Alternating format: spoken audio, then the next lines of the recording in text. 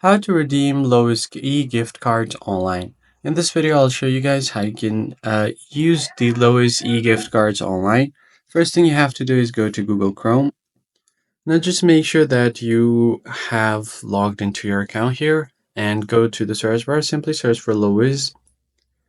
Once you get to this page, you can click on the shop all option to shop for whatever you want and select your product. So let's just go ahead and click on cleaning supplies for now. Let's go to air fresheners.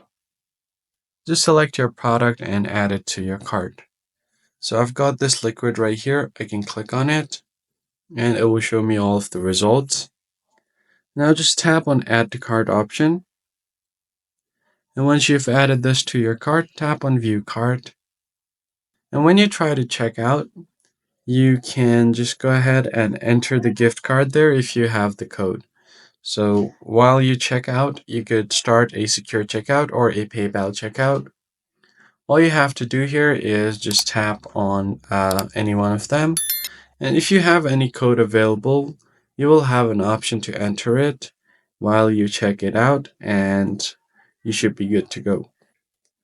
So now once you tap on the Start Secure Checkout option, you'll be taken to another page.